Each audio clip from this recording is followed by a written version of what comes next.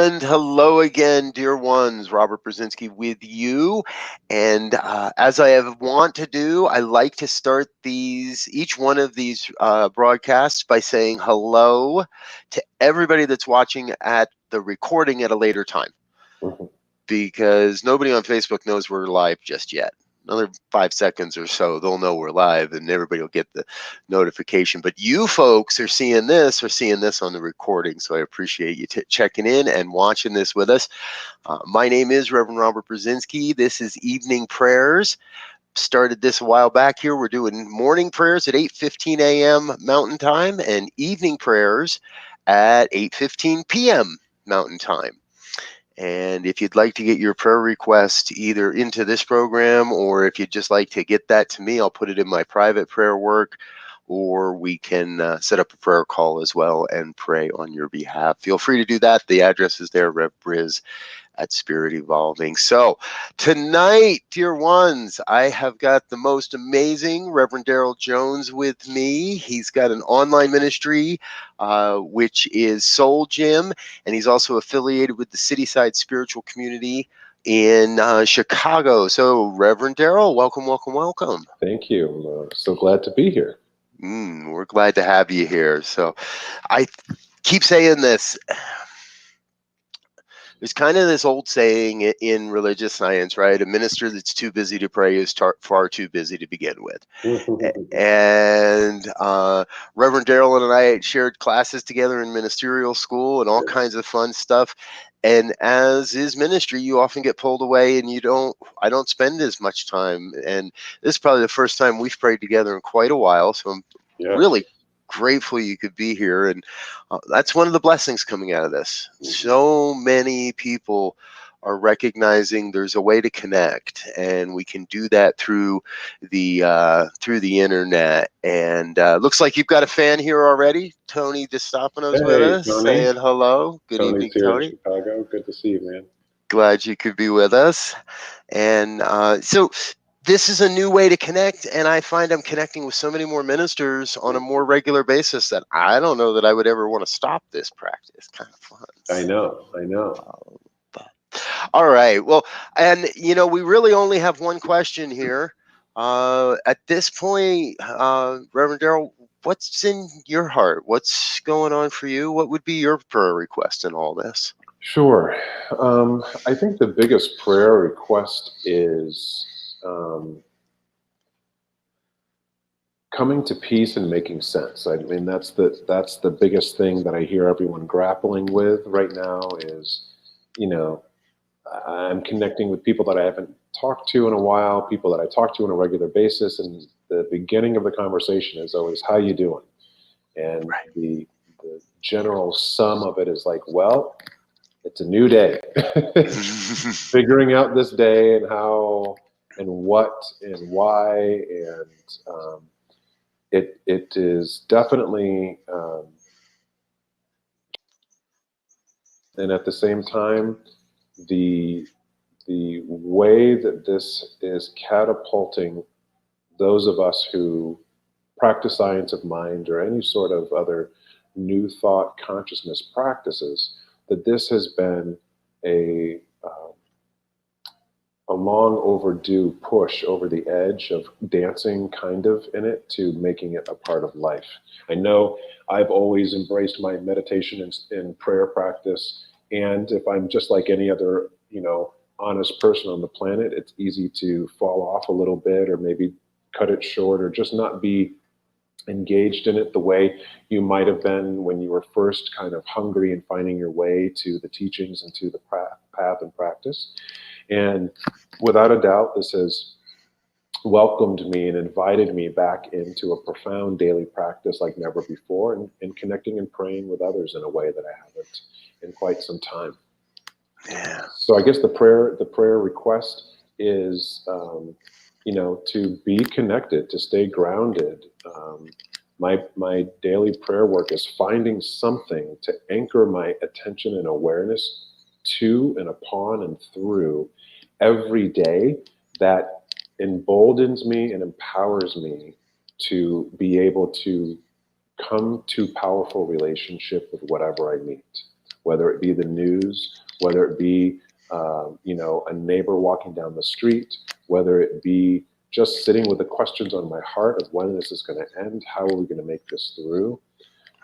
One of my mentors of years ago told me that, before he turns on the TV, before he opens the newspaper, and now today, before we open up our phones, he always anchors himself in some sort of truth. And so that has been my prayer request. Anchor me today in truth. Anchor me today in consciousness and awareness so that I can be in powerful relationship with whatever is out there in the world. Yes. Oh, you are absolutely speaking my language. Mm-hmm.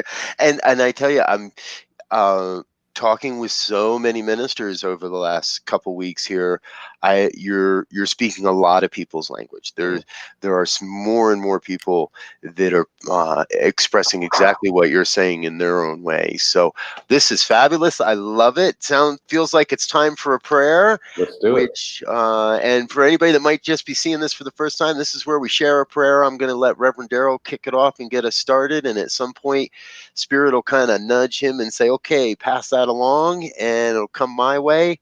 We'll wrap that up and then say our good nights and get you back into the rest of your evening. So, dear brother, please take Yes. us away. So I always love to connect to my heart space, either touching, cupping the heart, or holding the hands in prayer position, and move my attention inward to that heart, even dropping down from my mind and my intellect to the mind and the heart of the divine that indwells my physical body, my mental body, my emotional body, the totality of who I am. It is the totality of all of life, and I recognize that heart of life, that heart of God, that heart of good, that heart of possibility, and I unify with it.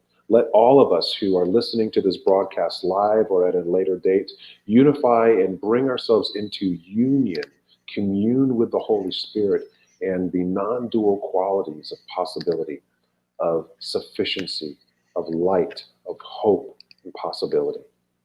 And it is from that place of oneness that I speak a word here and now, affirming that we are connected to something greater than what we see with our eye.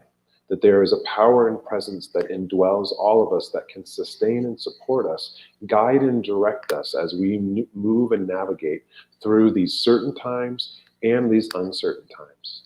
And I feel called in this moment to lift up all of the parents. I have talked to so many parents that are struggling and battling with just managing being home all the time with their beloved children, and knowing that there's so much more to manage than just the care of them.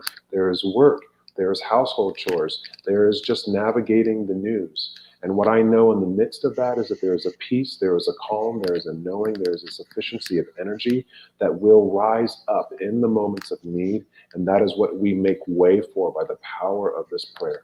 And whether we are parents or not, we are all parenting one another. We are all family walking through this experience together. So let us remember to stay connected, just as Reverend Robert invited me to join this call as a brother and a practitioner of consciousness. We are all here as family, brothers and sisters, mothers and fathers, aunts and uncles, siblings to one another, to walk through this together, not alone, that we are connected always to the spirit of our own being, but let us never forget to be connected to the family of our being, those brothers and sisters that we say hello to, whether it be over the digital airwaves or it be the ones that we pass walking down the street. Let us connect here and now to the love that binds all. And for that, I am grateful. And I pass my word to Reverend Robert. Yes, yes, yes. They feel that sacred, holy yes rising up from within that recognizes the truth of these words. One human family, one complete, total human family. Billions and billions and billions of heartbeats all operating in concert to bring forth this thing called life on planet Earth and beyond.